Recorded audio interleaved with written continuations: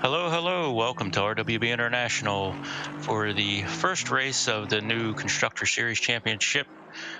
We will start things out at Zandvoort in the GT4 series. I think there's going to be 4 races, and then switching to the GT3s for the remainder of this series.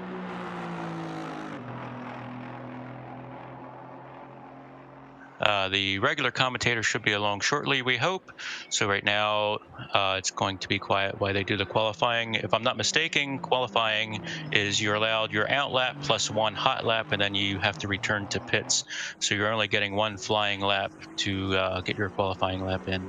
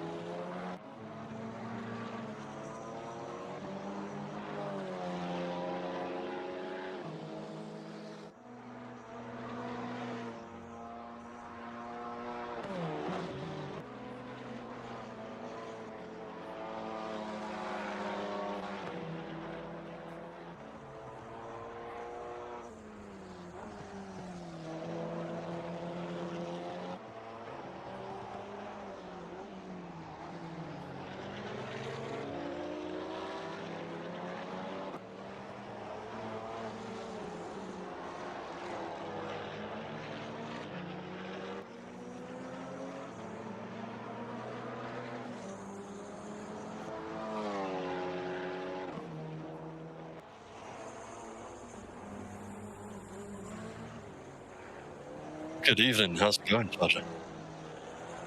Evening. You popping in to join me? I wasn't commentating, but as you were here with your sexy voice. Oh, I'm here until Quali's over. The girlfriend's unfortunately cooking dinner, and it's going to be very soon. So I'm just sitting here for a wee bit to give you a wee bit of company until whoever's doing it tonight with you comes back. Oh, speaking of devil, sorry, shut up here. But yeah. Hello everyone, I'm just here for a wee bit. 5 minutes of qualifying at Zandvoort, and yeah, GT4's done. Not seen them in ages. Yeah, they don't get used much, do they?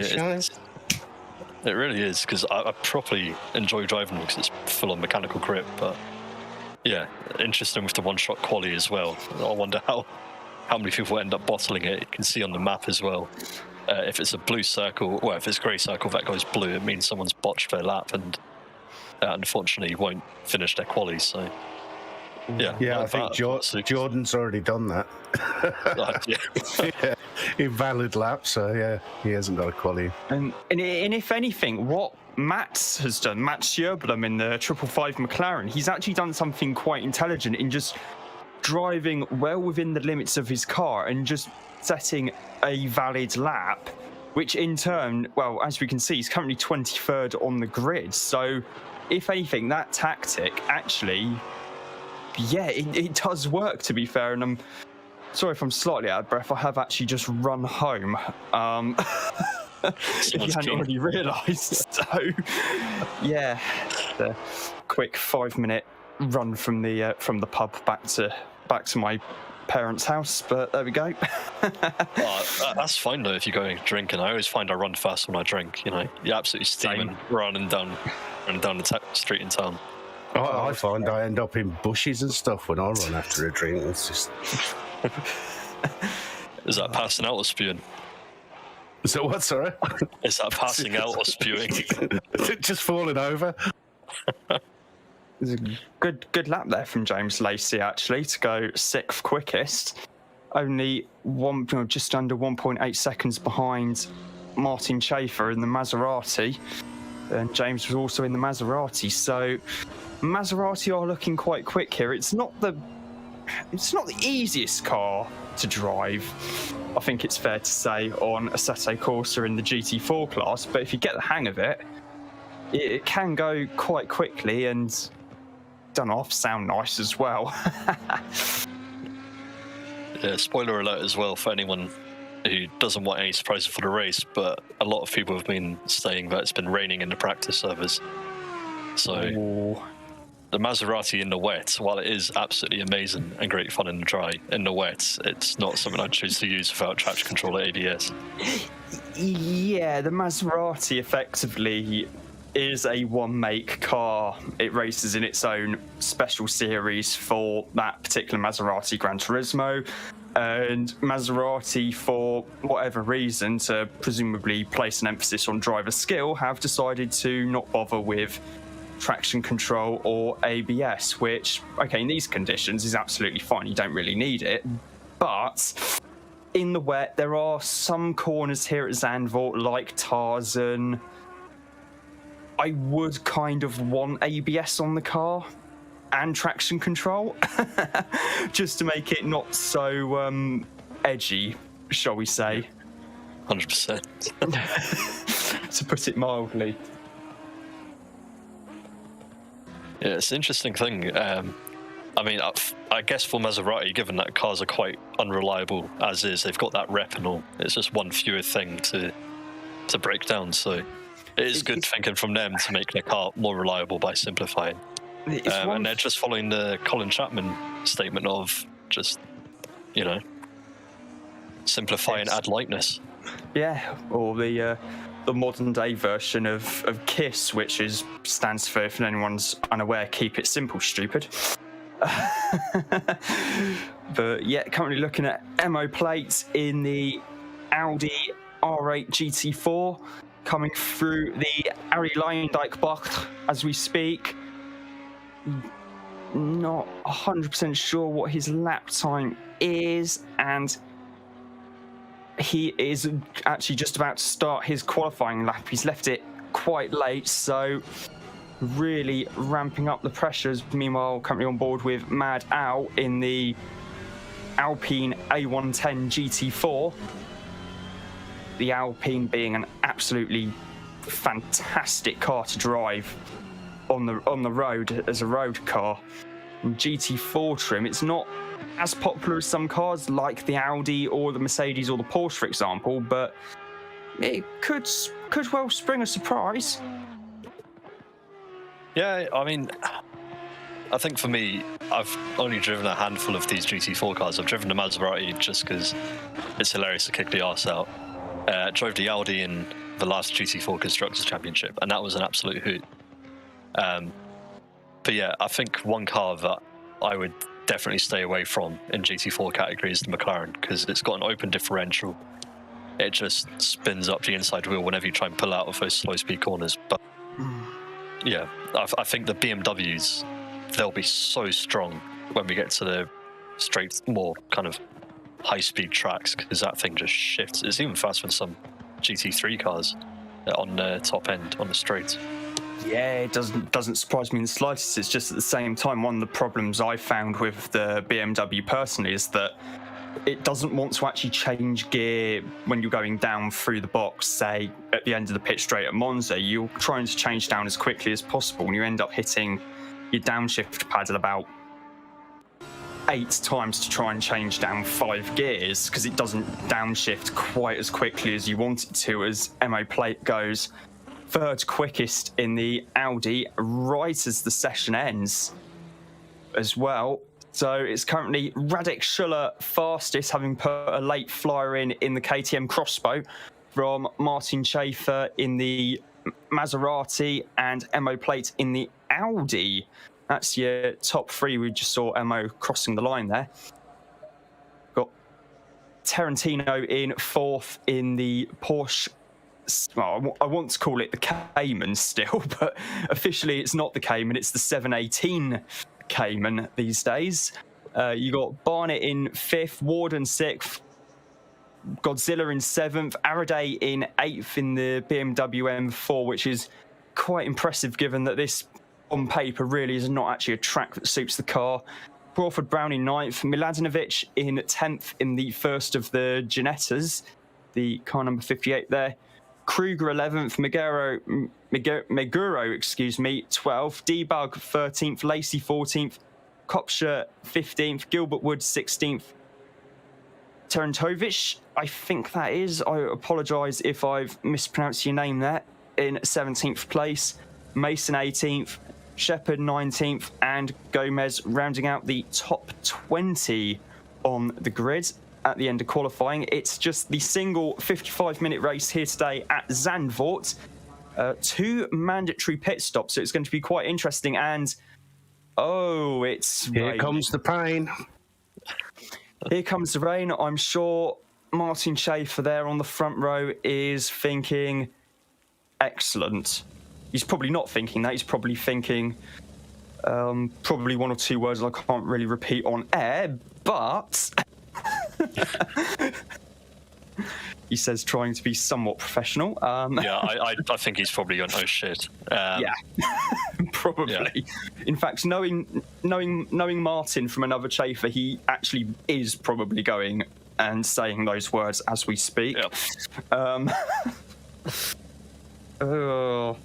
There's Lacey there in the number 997 Maserati in 14th on the grid. Gomez in the 515 Maserati in 20th. They're probably going to be regretting their car choice right now. Yeah, that is wet as wet can go. Luckily, it's not Paul Ricard wet for anyone who remembers that, year and a half ago. Yeah, that is going to be absolutely just miserable for the guys in Maserati. KTM, Ginetta, those drivers are going to have an absolute hoot, even in the Alpine as well, because the Alpine just glides over the water. It's so light and small, but yeah, it's going to be an interesting one for them.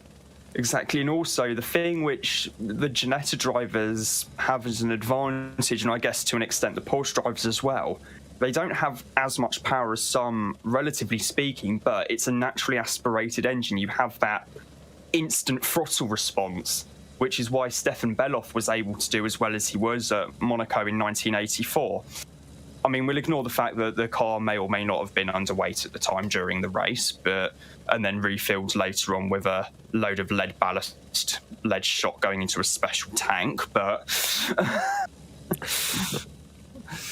I can only really get away with saying this because it's my 3rd or my 4th cousin who was his chief mechanic that day. I can't remember. A guy called Nigel Steer, who later actually went on to become Tyrrell's chief mechanic in the late 90s. Oh. So, yeah. For any Max Verstappen fans listening into the stream, yes, I do have a family connection to Max, albeit it's via his dad, but we'll gloss over that. Well, I'm going to have to step away for the rest of the race, but yeah, good luck and enjoy. Oh, thanks, Chief, as always. Cheers, Chief. Coming up through the last couple of corners now in weather conditions which a BBC weather forecaster in the UK once described as wetter than an otter's pocket.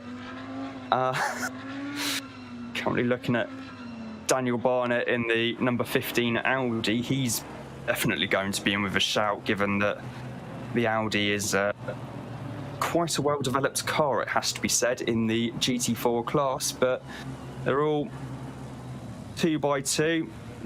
A little bit of a case of a car going in front of another there, but line astern, and the race has started here at Zandvoort.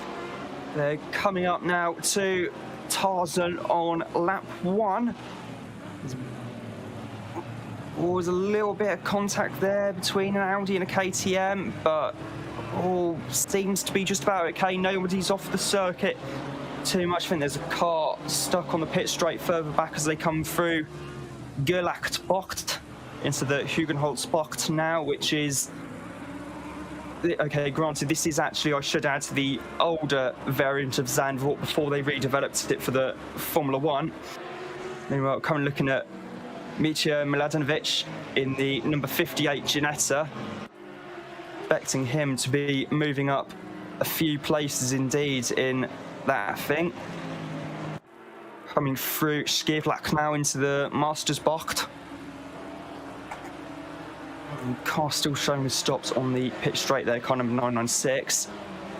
Coming through there into turn 9. And up into turn 10 now. It's still Radek Schuller leading from MO Plates, who's got in front of Martin Schaefer. Barnett's in 4th, Tarantino 5th, Godzilla 6th. Eddie Warden's in 7th in the little KTM crossbow, followed by Mladenovic in the Ginetta as they're coming up to this tight little S-bend complex here. Quite a lot of temporary grandstands were installed for the Dutch Grand Prix earlier this year. Coming up into Kumo now, the penultimate corner. Mladenovic running a little bit wide there. I think that's going to let Crawford Brown close up the gap, which indeed he does. They come through the Ari Leyendijk box, the most important corner on the circuit, because you want to get the best run possible down the pit straight and outbeat your rival on the brakes into Tarzan. Looking at Jakob Tarantino at the moment, he's got Godzilla behind him, Kai Banks, and he gets the better exit than the Audi there in the Porsche, both of which are mid-engined cars, I should add. We've currently got Niels Endmuller in the pits. There's been a almighty, I have no idea what's happened. There's been a bit of a coming together on the straight, actually, between quite a few drivers, it has to be said. There's Niels Endmuller involved in the 5, and he's fast-tracked back to the pits, so that's going to be yeah, I'm not 100% sure what happened there. Terentovic, I think, might have been involved, maybe Shepard as well. Meanwhile, we're looking at Terry Agoris in the Alpine A110, which... Whoa, that's a big mess, that, isn't it? Yeah, there's a big old mess there on the pit straight, but thankfully we can spot Terry's car from a mile off because half of it's in fluorescent yellow. Looking at Jonas Red in the 777 Aston Martin Vantage GT4.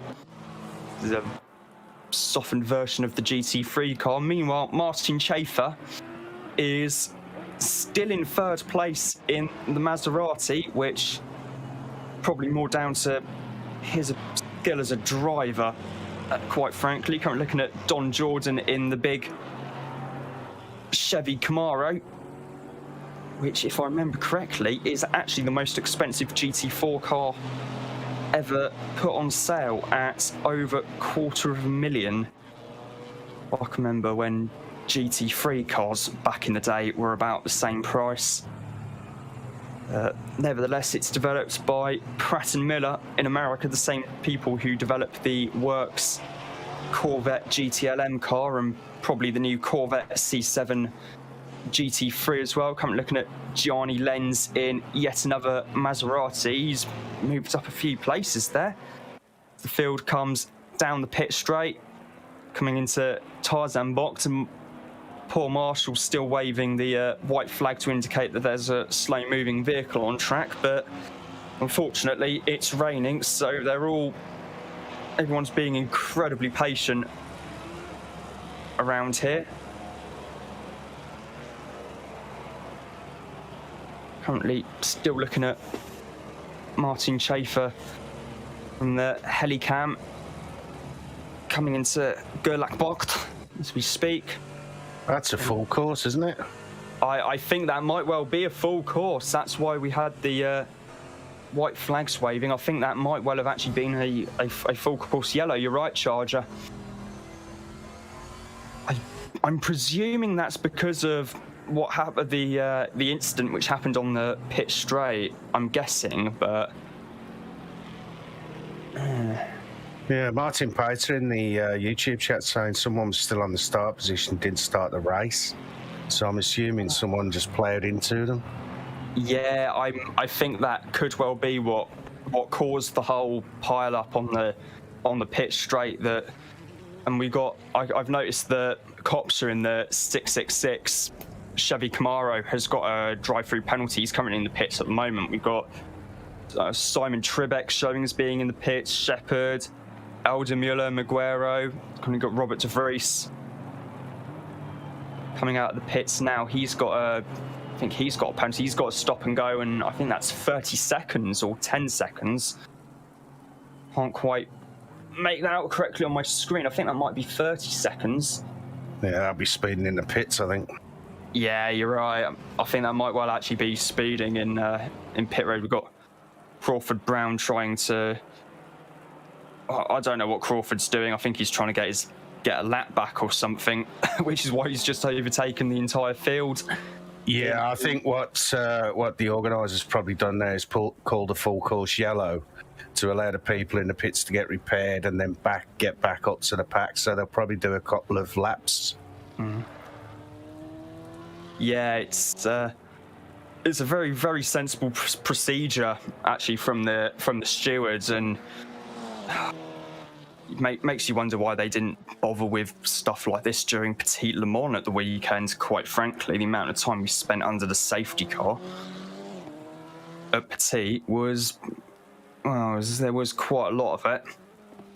So very, very sensible officiating from the race stewards, and we're incredibly thankful to them, because without whom we wouldn't actually be commentating on anything right now. We'd be commentating on a black screen and someone who's just got back from the pub. So, to put it mildly, so I think Shepherd is just coming out of the pits. Yes, indeed, he has just gone past the pit exit line there, and the pit window is in fact open now. It's a 40-minute window for teams to make their and drivers to make their 2 mandatory stops. So we've currently got Eric Maguero with KTM behind him. I think that might be Crawford Brown, actually, looking at the livery on the car.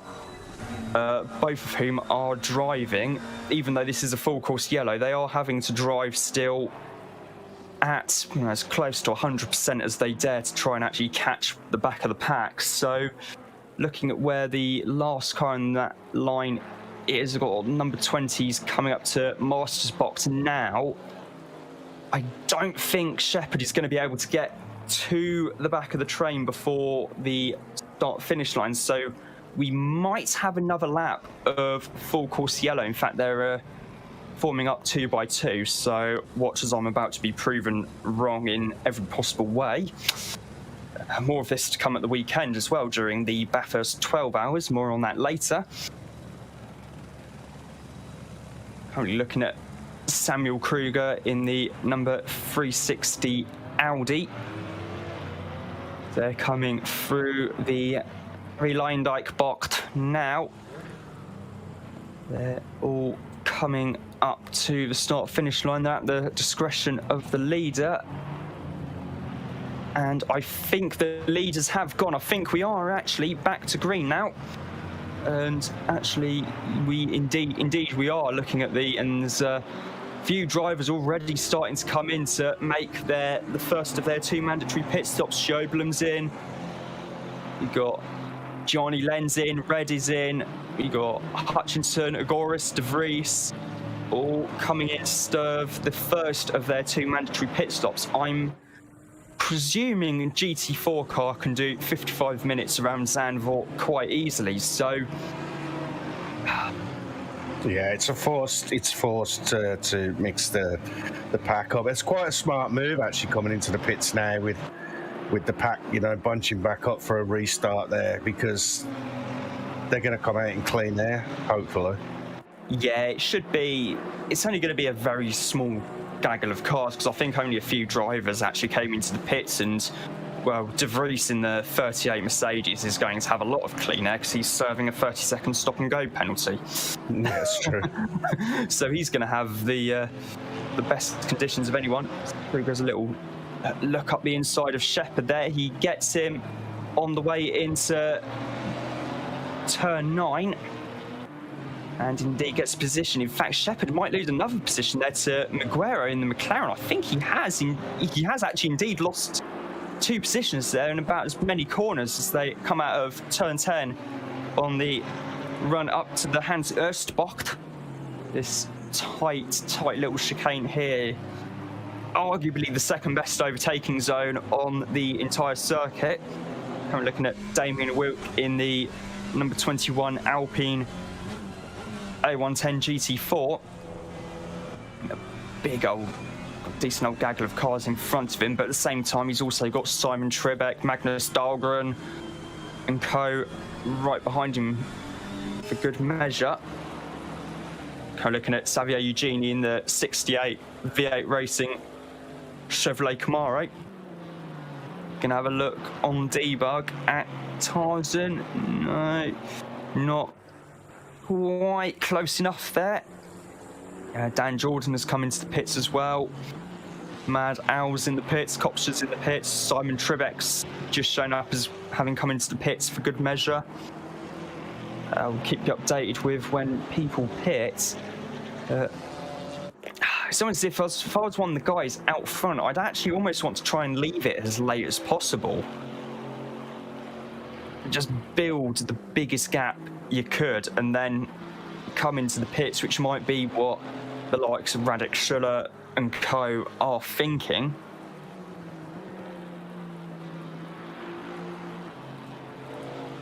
Still on board with Xavier Gini in the number 68 Chevy.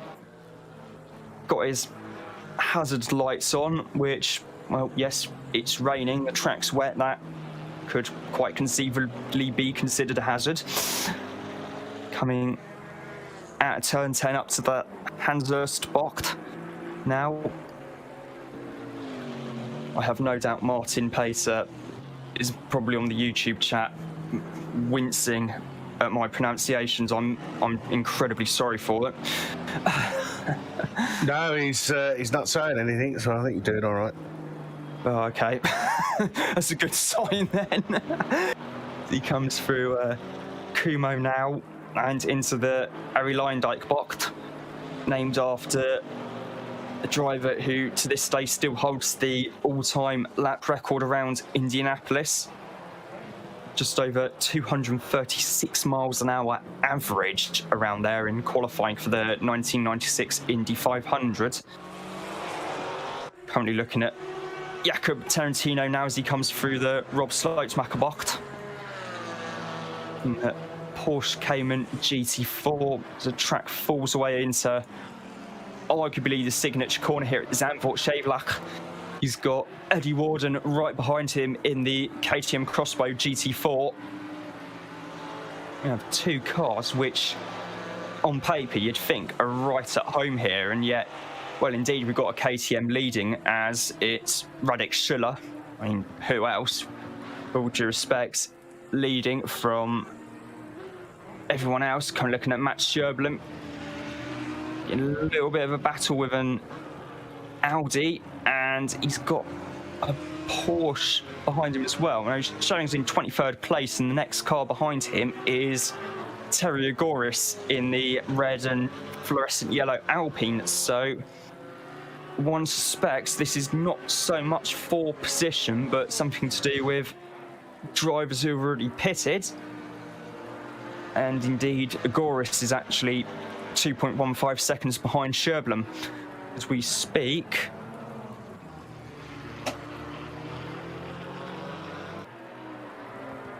Currently still with Sjöblom, and he's got Agoris right with him now. And Agoris, in fact, is having a look around the outside, taking almost the karting line around there. We'll keep an eye out on that. Meanwhile, we're still looking at Mitja Miladinovic in the 58 Ginetta, and it would currently back with Terry Agoris. And in fact, he has got past Matt Sjöblom for 23rd place.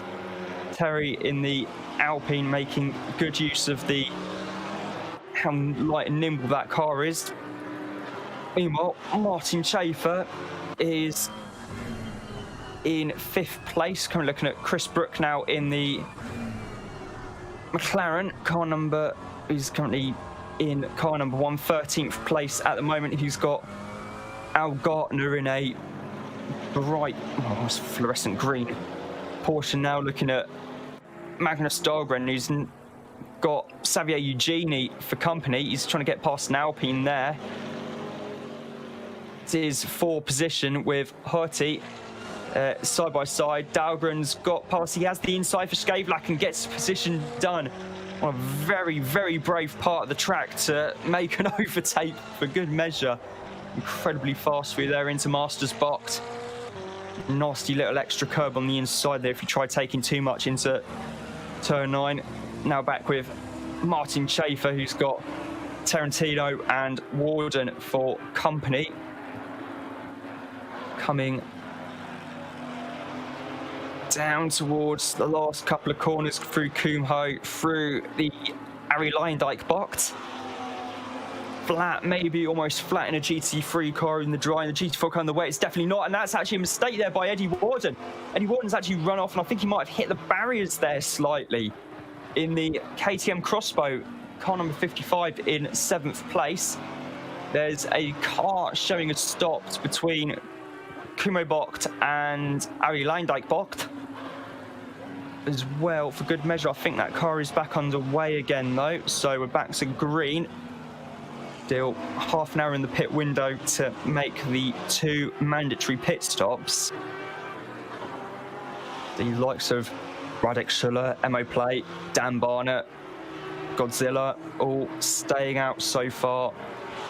Martin Schaefer doing a very admirable job in what must be probably the worst car to drive given the conditions at the moment. A Maserati, which, yes, it sounds great, but no traction control, no ABS, and in the wet around Zandvoort. Not my cup of tea, nor my first choice, given the conditions. I don't know about you, Charger, but I actually like, well, I'm not sure about GT4s on Zandvoort in the rain, but I actually really like the track. I think it flows really well for me, personally, but yeah, I know a lot of people are not a fan of it, but I really like it. But I do like the F1 version, you know, with the banking on the last corner. I wish they'd introduced that, but doubtful. But we've just got an update on what happened on the start-finish line Aaron Araday. His game hung's not responding, couldn't kill the process, screens went out. Basically had to kill the PC, but he was still sitting on the grid, obviously. So, yeah, it's unfortunate. yeah, it's very, very unfortunate indeed. Maybe I know there's just been NVIDIA have actually just released a new set of drivers for their graphics cards, so I don't know if Aaron has actually installed that, if he's running the old version or whatever. I think most people, from what I could see on the Discord server, were in the process or have actually updated their the drivers. So yeah, that's for the DLSS, isn't it? That might be coming to ACC. Yeah, not that I need to worry about that with a little 1 gigabyte GT620 in my computer anytime soon, but maybe at some point I'll get a computer there. It was a little bit of an incident I noticed earlier on around this kind of far end of the circuit. I saw a couple of cars in the barrier there. I definitely saw an Alpine. I'm not 100% sure who that is. I can't quite make out the number. That might be Damien Wilk in the Alpine. It's a red and white car, so I'm guessing it is Damien. I think he might have been involved. I think I saw a McLaren also pointing the wrong way as well. Currently on board with Eddie Warden in the KTM Crossbow. In 7th place, he's got Jakob Tarantino right in front of him in the 22 Porsche. And almost as if they're being not exactly held up as such. There's still a little bit of a gap between Tarantino and Martin Schaefer in the Maserati, but yeah, Maserati is as expected, and I've just loaded up YouTube myself as Eddie comes in to make the first of his 2 pit stops, and Martin said, "Don't worry, about the pronunciations. I mean, I am trying, Martin. I am trying to. I'm trying my best to pronounce it. Talking of pronunciations, Damien is the organizer. It's Damien. Damien. Oh, sorry. Damien Vilk. Vilk being Polish, and it means wolf. Just a little bit of information there, yeah. I did not know that at all. Thanks for that. No, I think most people call him Damien, but the Polish way of saying it is Damien. Yeah. I should know. There's a good friend of mine from uni who didn't do sports journalism. He did multimedia journalism. Matthias. I probably should have dropped him a quick text at some point. Oh, I say text, probably DM on Instagram because I haven't actually got his phone number. But meanwhile, currently looking at Matt Sjöblom in the 555 McLaren. McLaren being one of the manufacturers to use a different model for their GT4 compared to their GT3 car. They're using the 570S, whereas the GT3 car in-game is either the 650 or the 720, depending what year. And debug, I think, or mad out, excuse me, Terry, in fact, that was actually for position, maybe. I think Terry might have just snuck his way into 24th. Both showing us having done one pit stop each, so I think Terry in the red and fluorescent yellow Alpines just gone up position. Meanwhile, currently with Jonas Red in the 777 Aston Martin, got a Porsche just going past on the inside. That's not for position, I should add. Currently in 18th place at the moment. Next car behind him is Brooke in the McLaren, who is at the last split 2.5 seconds behind. Coming into the Hans Ernst spot now. Almost stadium-esque section of circuit there, and in fact when the Grand Prix was being held this year with the temporary grandstands, it looked and felt like a stadium section. Currently looking at Don Jordan in the 69 Chevrolet Camaro and Niels Eidemüller in the Aston Martin. Niels, who I think was one of the drivers involved in the incident earlier on, just been passed there by an Audi. That was not for position, I should add. That was for presumably to try and get a lap back. Eddie Warden, I think, has definitely come into the pits because he's down in 12th now. And Eidemüller in the Aston Martin Vantage GT4 Aston Martin going for a different strategy to McLaren in that it's effectively the same base car for GT4 and GT3, and with Aston Martin as well, also GTE/GTLM if you're in America and you follow IMSA.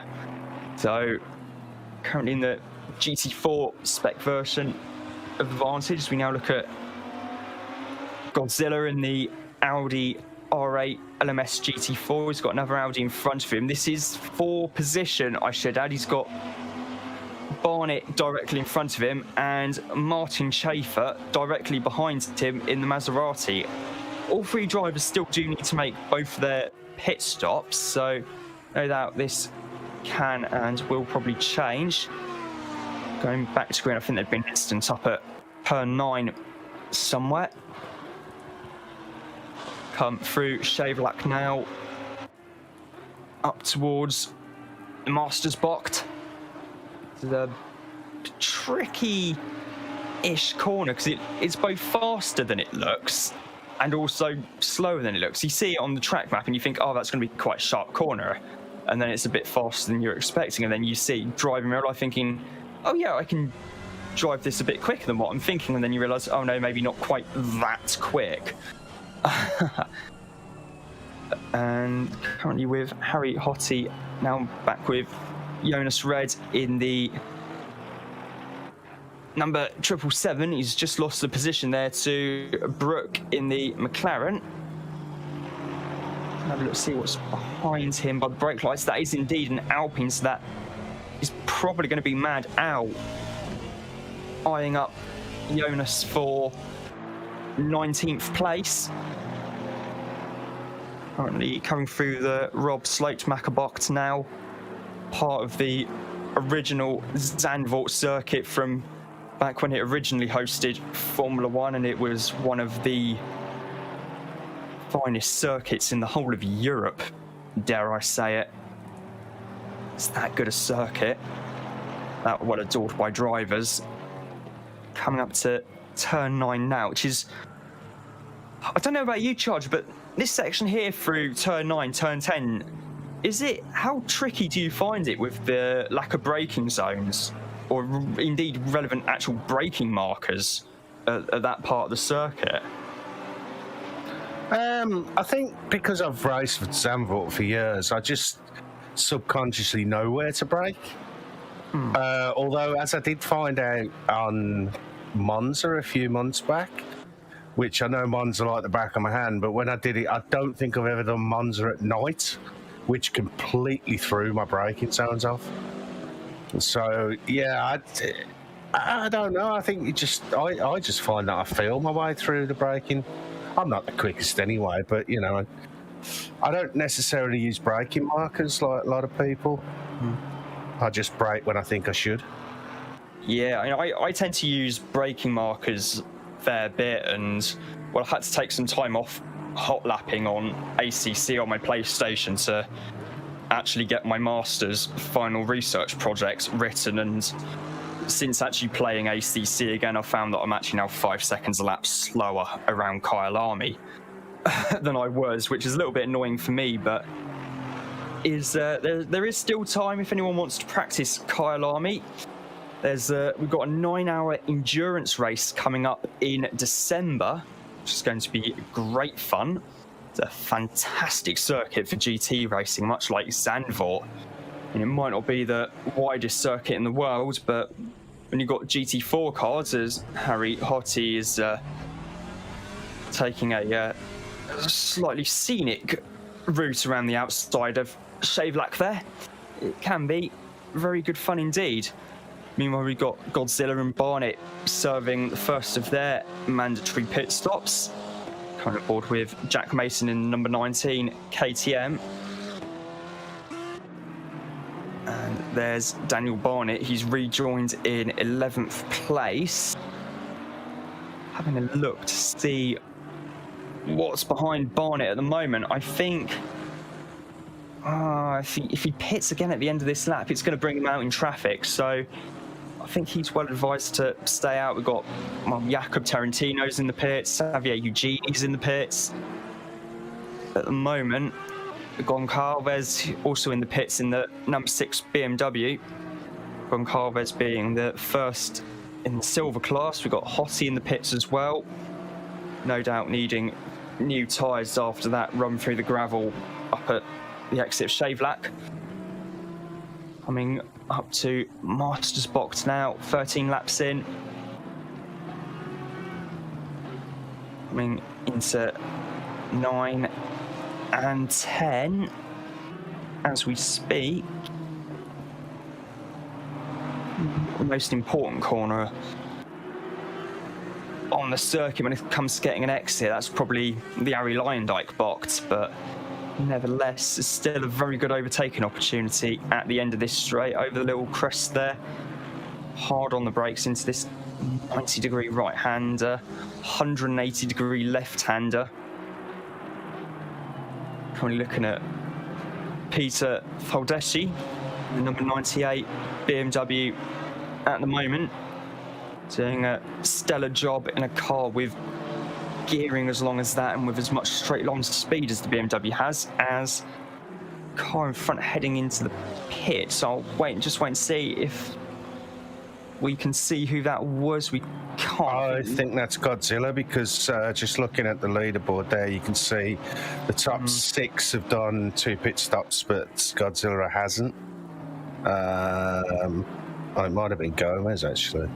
Yeah, I think that was Gomez. It looked to me like it might have been a Porsche or something not an Audi, to say the least. In fact, I think Gomez is right there. There's a huge gaggle of cars behind Baldeschi at the moment. I think Debug's there. He's got an Audi for company. He's got just about see Eddie Warden in the background. That's actually Barnett getting past Debug through the Rob Slotemacher box, all because the BMW just cannot stretch its legs like it can at somewhere, say Monza, for example.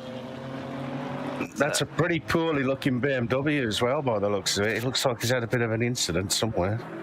Yeah, it looks as if Baldeschi might have just given someone a little bit of a nudge somewhere.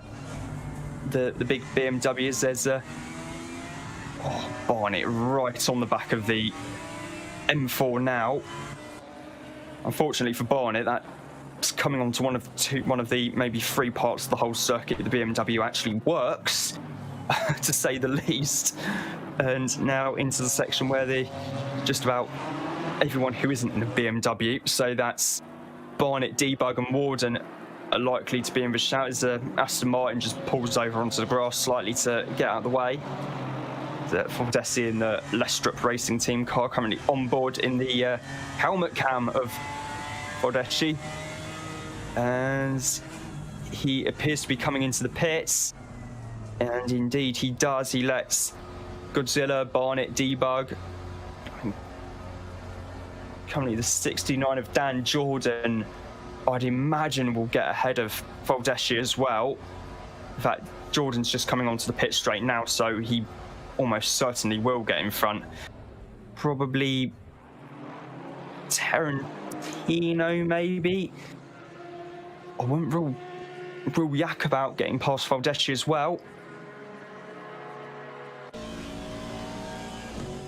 In fact, Tarantino in 13th is actually the first driver to have completed both mandatory pit stops as well. Currently on board with Billy Hutchinson in the 88 Aston Martin, who's another driver to have done just that. Magnus Dahlgren has, Terentovic has, Mad Owl has as well. Actually, I think I might have had it the wrong way around. I think if it's one, they've got one more to do, isn't it? Yeah. So those have got 2, haven't done. Oh, that's interesting. That's most of the top 5. Yeah, and Debug, because Debug still hasn't pitted either. Yeah. So Jakob Tarantino in the 22 Porsche is actually in a pretty good position here, I think. He's got a very good chance, yeah. Having made both of his stops already. Al Gartner in the 52, he's still got one more stop to go. So has Matt Sherblum just in front of him, and indeed Baldeschi's actually come out the pits further back than I expected. He's in 18th place behind Terry Agoris in the 31 Alpine. I think he probably had to fix some damage there. Yeah, he must have had some kind of damage to fix, because I was expecting him to come out maybe around Eugenie, Gomez, Brook kind of region, but not that far down. So yeah, I think you're right there, Charger. He probably did have some damage to fix at the front of the car, which is why he was just almost seemingly holding everyone up. I mean, he was still driving as quickly as he could, but in a car that wasn't exactly 100%. Meanwhile, Al was still on the back of Matt Sturblum. We'll ignore the Camaro in the background. That's Shepherd. Shepherd has actually done both of his pit stops as well. The Camaro there is down in 31st place. So this isn't actually full position. You could just about see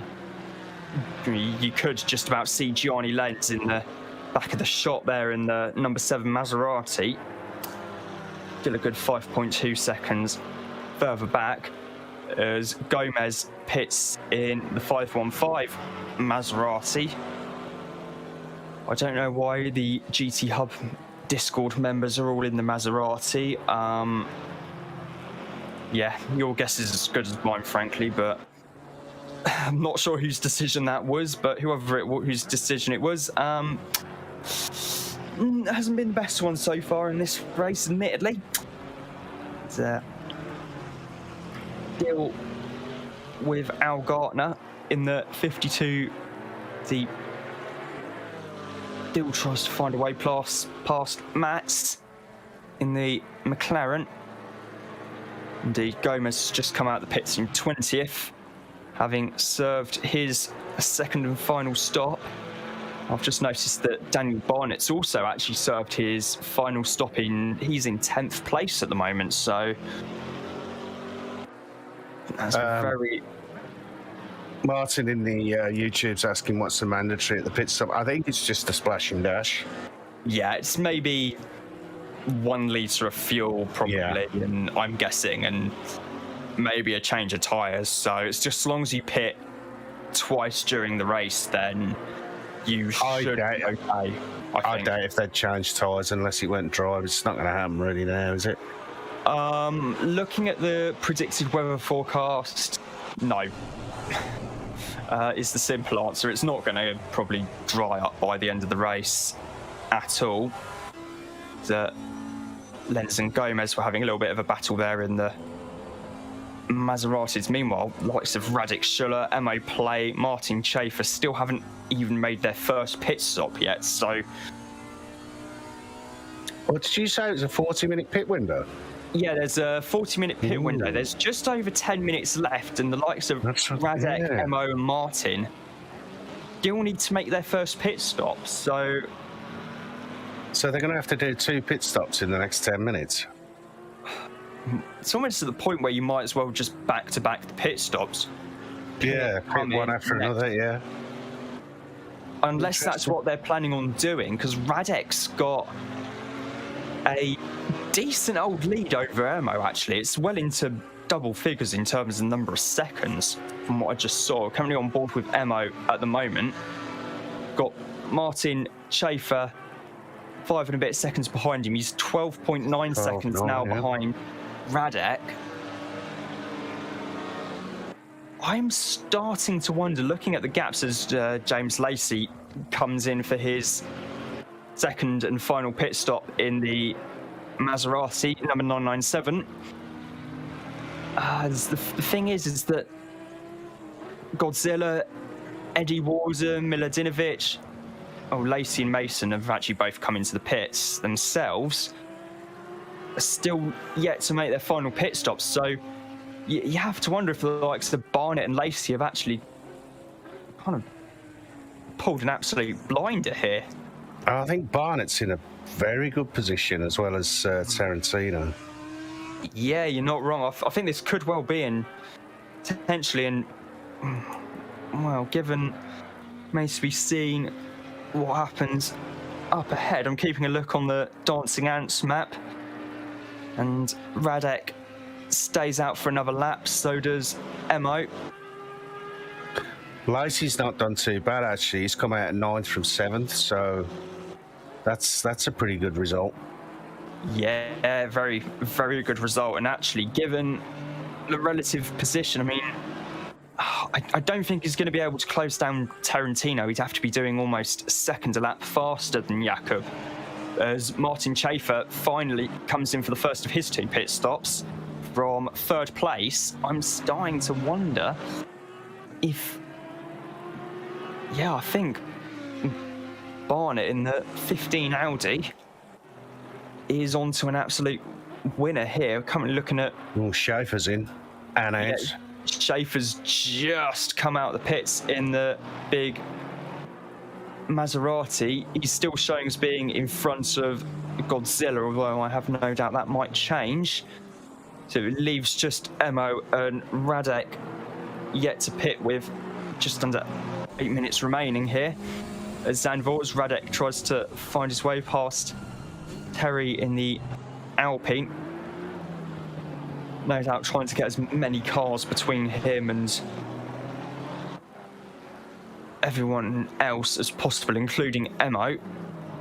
Yeah, Schaefer's gone up 2 positions from that pit stop. Well, gone back 2 positions, up to 5th.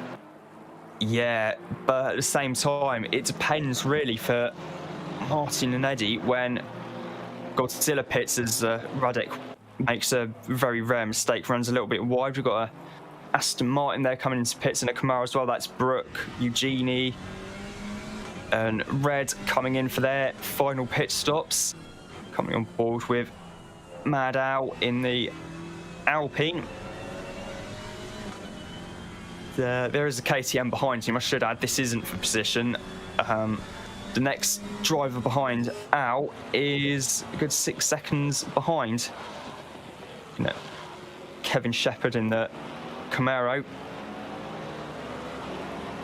He's 30th place at the moment, but has made his final stop. So he should, I think, be able to jump past Gartner and Vilk, I'd imagine.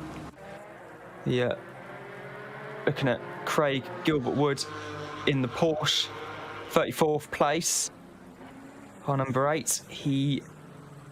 Another Porsche behind him. I don't think that's for position though. He's also still got another stop to make, as has Kruger, as has Aiden Mueller as well. Hottie, Goncalves, Faldeschi, Goncalves as well, all with another pit stop to make. Gilbert-Wood comes out of the Ari Lyndike box.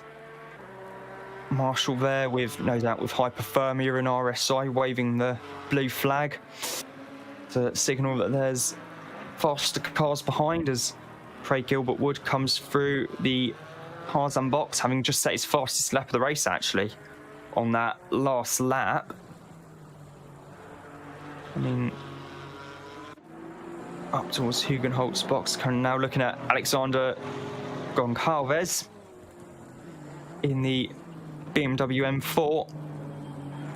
The Hans Ost box. Now got Dahlgren in the McLaren right behind him, and Dahlgren's already made his final pit stop as there's Alpine going off in the background. I think that's Hottie who has gone off and hit the wall there at the exit of the Hans Ost box. He's going to drop a few positions there as Goncalves. Is he going to pit? Indeed, he is actually moving in the direction of the pit lane, so easy position gain there for Magnus Dahlgren up into 19th place. Goncalves dropping down the field now. 22nd and counting. Now looking at Crawford Brown in the 31st placed KTM as Aiden Mueller has come into the pits in the background.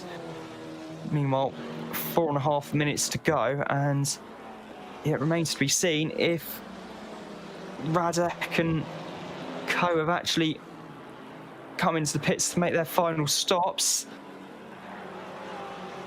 So we've got Goncalves, Hottie, Sherblum, Aiden Mueller all making their final stops. Chafer's got a stop to make. Godzilla and Warden are making their final stops.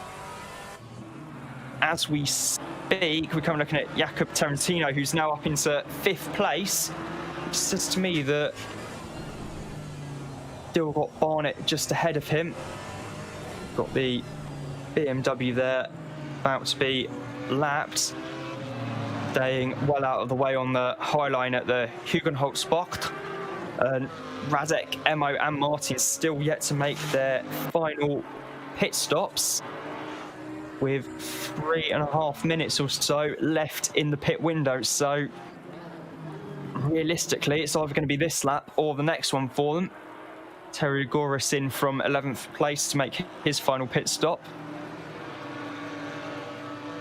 It remains to be seen when Radek, Emo and Martin are going to pit. There's 10 and a bit minutes left here at Zandvoort. Jakob there and Daniel just in front of him. Effectively, this is for the net lead, and Emo has come in for his final stop.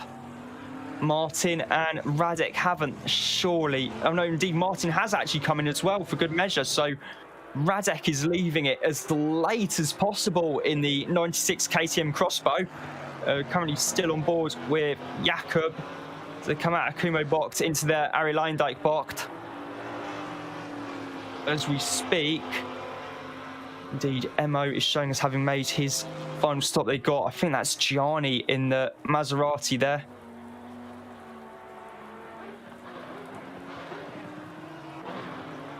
And Martin is showing, is asking on the YouTube, has first pitted already? Well, Radek has pitted once.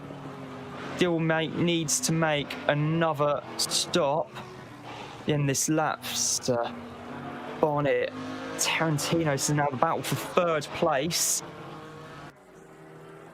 And Radek still yet to pit.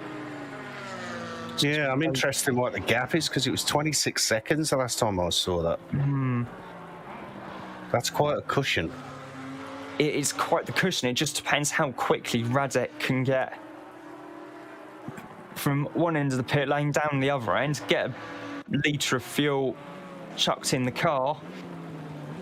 Meanwhile, looking at debug. Oh, he's in. He's in. Moment, and Radek is in the pits. Can be. I remember back in 2006, 2007, reading a DTM preview in Autosport magazine where they said that actually the driver's heart rate in DTM at the time was at its highest, not at the start of the race, but during the mandatory pit stop. And no doubt it's the same for Radek at the moment. He's just come out of the pits. See who's ahead. There's a 73, 777. Has Radek pulled an absolute blinder? We're looking at Barnett's coming past now. Emo's in front. And in fact, I think Radek still has the lead of the race. In fact, he does. It's now up to 42.7 seconds. As Daniel Barnett still third place in the Audi. It can't be 47 seconds. That can't be correct.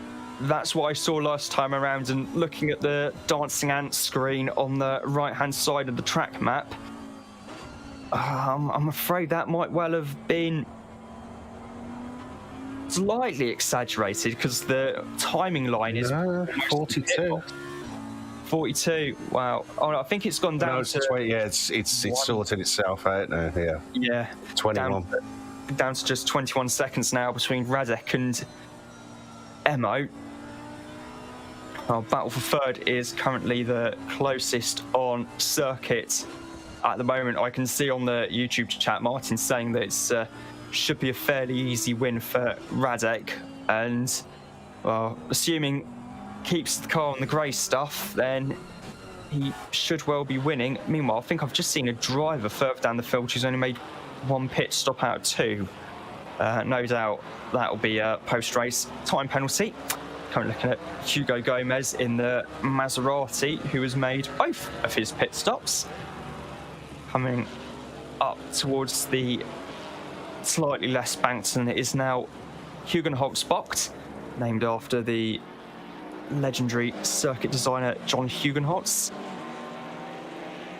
Looking at Jack Mason in the almost Brawn GP-esque liveried KTM. It's white and Dayglow yellow. He makes a little bit of a mistake there, though, and leaves the door open on the inside for Miladinovic. Miladinovic doesn't quite get the job done. He's not going to be able to run the outside. In fact, he's thinking about it. He's got a little bit more grip there, as there's an Alpine off just in front of them. Battle here for a spot in the top 10.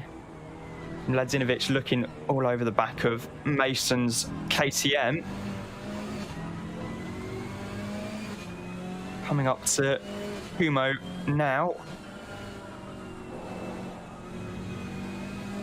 Round there into the Ari Leindijk box, with considerably more runoff area than we're perhaps used to seeing these days. There's no banking on the corner, of course.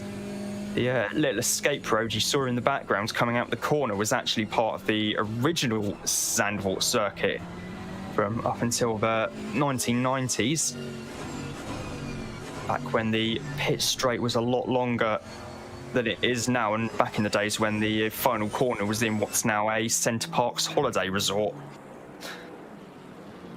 Currently looking at Kevin Shepherd in the number 20 Chevy.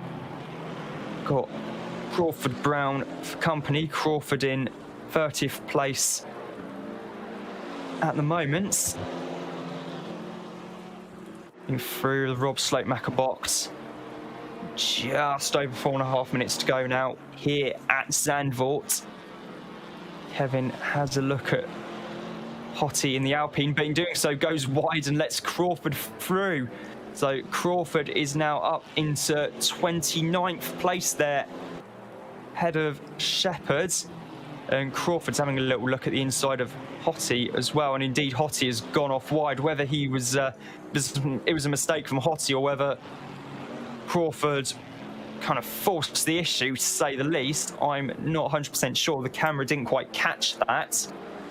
But nevertheless, Hottie is now down to 13th, and if there was, no doubt the stewards will be having a little look at that, see if there was indeed any contacts. Meanwhile, we're with Eddie Warden now in the 55 KTM, currently in 7th place.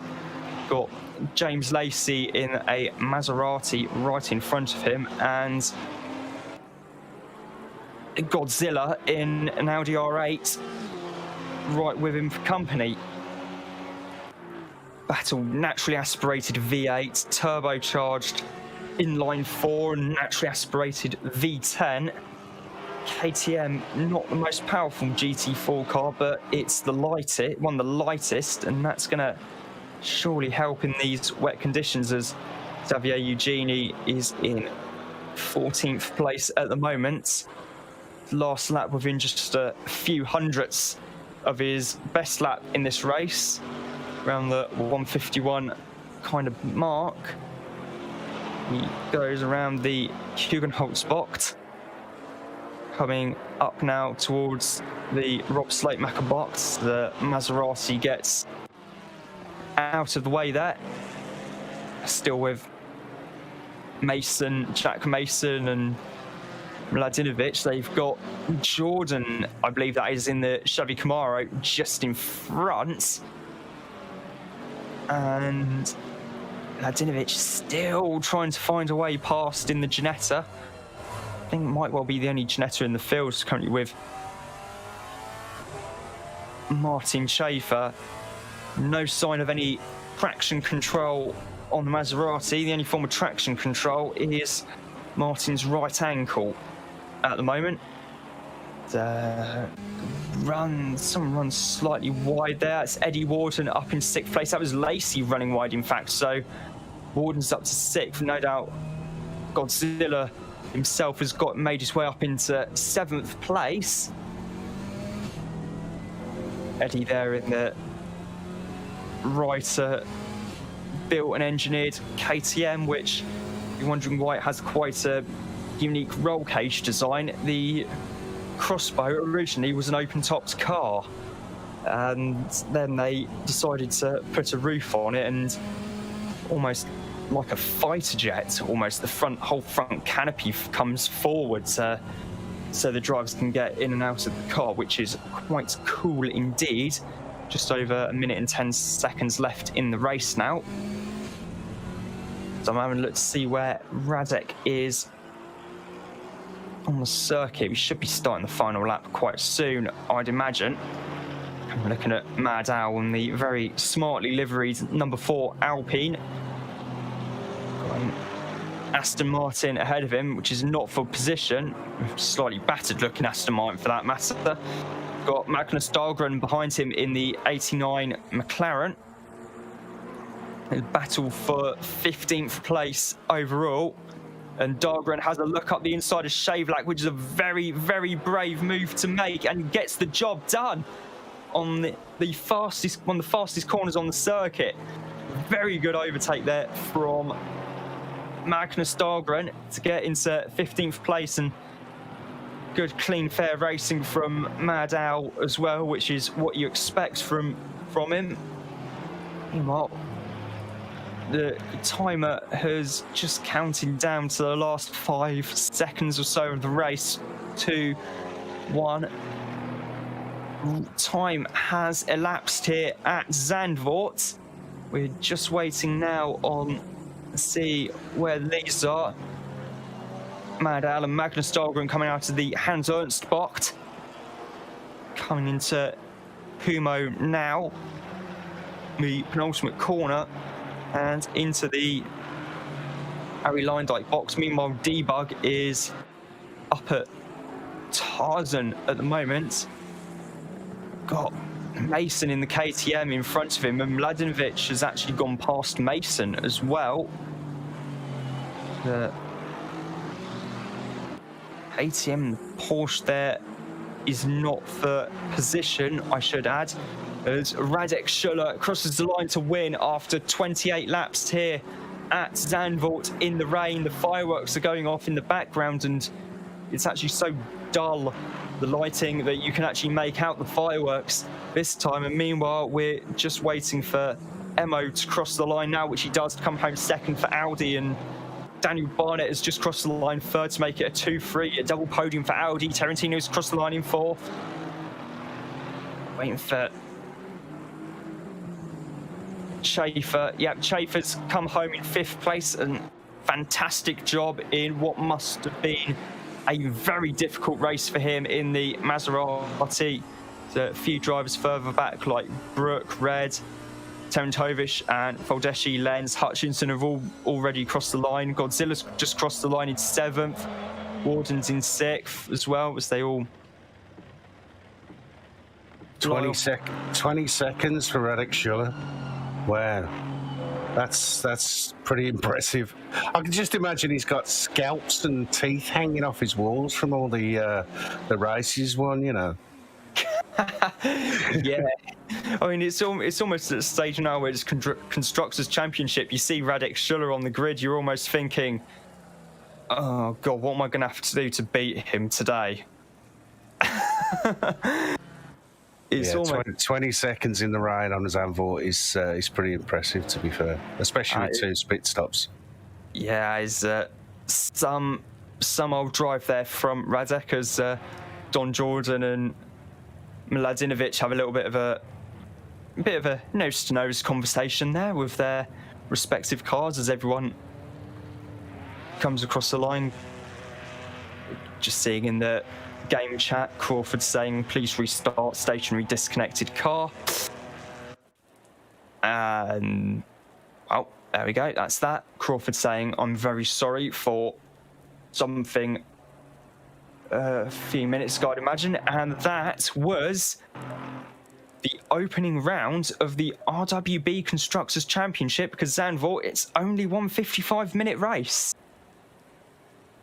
That's pretty exciting, that. Yeah, tell you what, bodes well for the next 7 races. Well, maybe not if you're trying to catch or beat Radek Schuller, but for everyone else, it sure does. And for those of us watching on YouTube, it definitely is going to be an exciting season.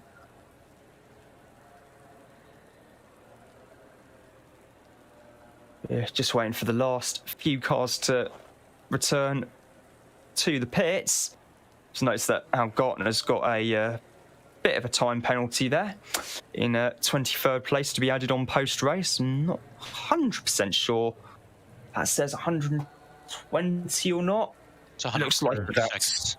130 seconds. That's probably missing a pit stop, I would imagine, within the time. I believe there was someone who did actually miss a pit stop, so that tallies up. It might well have been him. So the server is now showing that we've got a 30-minute free practice session. First thing in the morning on a green circuit, as drivers are all departing the server after what was an absolutely fantastic race and a fantastic display of skill by Radek Schuller, it must be said. And meanwhile, coming up this weekend, actually, on RWB, we've got the Bathurst 12 Hours. It's a big endurance race. We're raising money for a charity called Spinal Track, and I think you know a little bit more about it than I do, Charger, so would you be okay if you explained? Yeah, so we're doing our yearly charity race on ACC that we did last year when we raised, I think it was about £2,700 for Mind.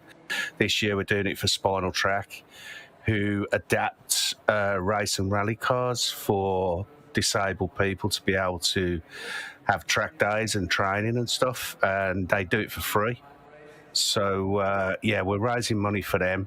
I think we've got about 40 teams with up to 4 drivers on the 12 hours on Saturday.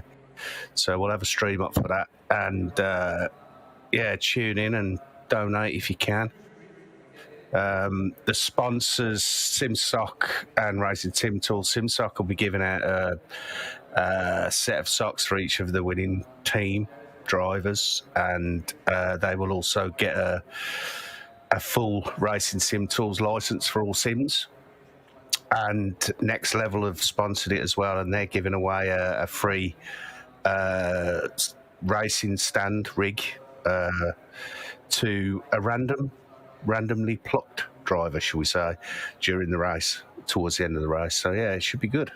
Yeah, I'm really looking forward to it. It's the also going to be personally the longest commentary stint I've ever done as well, because I'm, apart from maybe taking the odd break to run downstairs and get another glass of water, I'm not planning on taking too many breaks during the 12 hours, so I think you've got a lot of people to accompany you, so you'll be able to, nip out now and again. Plus, some of the drivers will be dropping in mid stint, so yeah, I think you'll be okay. I might have time to run downstairs or put a text in downstairs. Yeah, can I have a bag of crisps on the worktop, please? Thanks. Send me your address, and I'll send you around a case of beer. Oh, it's fine. I'll get Amazon dropped off. Oh, it's fine. Thanks. I've got to go to the supermarket in the next couple of days anyway to get some shopping for the weekend myself. So it's going to be an absolutely cracking race. Really, really looking forward to it. Absolutely loved watching last year's 12-hour race at Spa-Francorchamps as well. We had some big names. We had Aris from Kunos, who's one of the senior developers for the game, joining us in the race. We had Christopher Zirkling, I think it was as well, who actually races in Porsche Carrera Cup in real life. So yeah, we had Oscar Sandberg of the Ring Taxi guys as well, and William Warwick. Jardier joined us as well. So yeah, it was good last year. Yeah, I absolutely loved watching it, and we had about 12 of the folks from GT Hub taking part, and after the race actually put together a press release of quotes from everyone, and some drivers went for the Kimi Räikkönen approach of saying about 5 words. Others went for the, well, slightly longer approach of writing an essay, but it was good fun, and I thoroughly enjoyed it. So this Saturday, from race start is around 12 o'clock UK time, midday, and we'll probably be on air a little bit before then for a bit of pre-race, and 12 hours should be finishing up off air around maybe midnight, and it's going to be an absolute cracker. You do not want to miss it. My thanks to RWB Charger for joining me here in the commentary booth, to Nate Newcomer for helping with the stream and hosting the stream, so we had live pictures as they came in. I've been RobLow97, and we will see you on Saturday for the Bathurst 12 hours.